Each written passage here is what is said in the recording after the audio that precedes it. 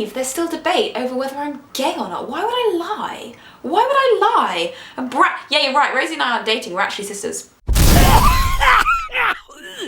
Apparently, there's still debate surrounding my sexuality.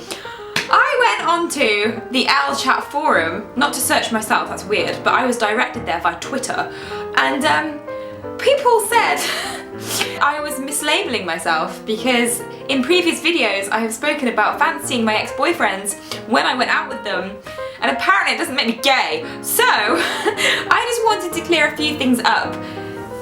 From the middle of the North Atlantic.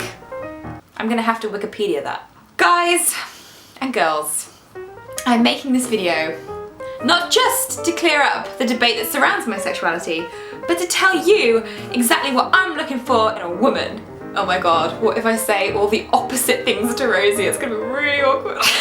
Things I look for in a woman.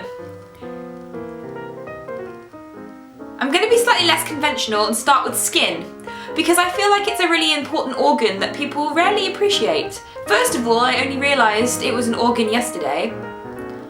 It doesn't beat or anything, so that threw me. But you know what? It keeps your whole body together, and I think that's, I am extremely picky. This is my problem. People say, Rose, what do you look for in a girl? What's your type? And I'm like, skin. I don't like equestrian types. I don't get it.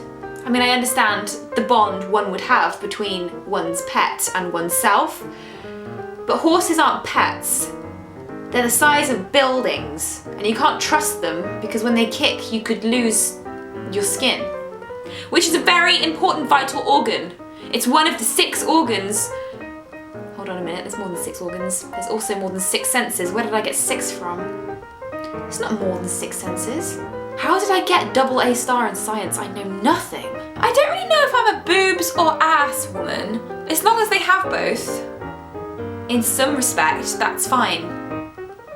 If you smile at me and I can hear violins and music video mist arises from nowhere, then I'm probably in love with you. What else do I look for in a woman? Healthy blood pressure. I would also choose a woman that doesn't whip out bridesmaids quotes in the bedroom at the most inopportune time, even though I'm a huge fan of Bridesmaids and I whip out those quotes daily. Rosie and I were getting a little sexy the other day and things were progressing rather fast. And then Rosie says to me, oh, you know what to do. The other day, Rosie said per se, it was totally in context. But I found it so funny, I kept saying it in every sentence. Really annoyed her. I'm really annoying to be with. Okay, so my perfect woman needs to boss me around, but not too much, because I do like that a little bit, but I don't want it too much where I feel like I'm completely under the thumb, because that's boring. I think I like being controlled. Which is weird because in previous relationships I've always had the control, which is a horrible thing to have. In relationships, if one of you has the power and the other person doesn't have the power, you're not in the right relationship. Relationships aren't about power, people. They're about... What are relationships about? I'm also really attracted to girls that sound like dinosaurs, because Rosie is actually a dinosaur. No, I know we joke, but she's actually a dinosaur. She has the temperament of a Bisexosaurus Rex. So I drew her, in fact, as a dinosaur. I haven't finished it yet, but here it is. Can you see that? The thing I find most sexy in a woman, or her panties, is intelligence. Intelligence is the biggest thing on my list because, I mean, however good looking you are, if there is nothing behind the eyes, if there is just nothing upstairs, then I can't hold a conversation with you. So I'd need to have some kind of intelligence because otherwise that's difficult. You know? It'd be like, babe, what do you want for dinner?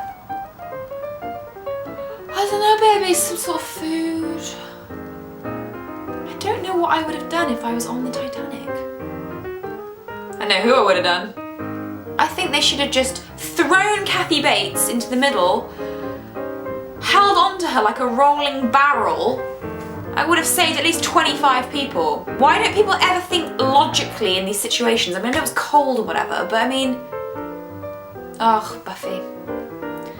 You see, she was a flawed superhero, you know?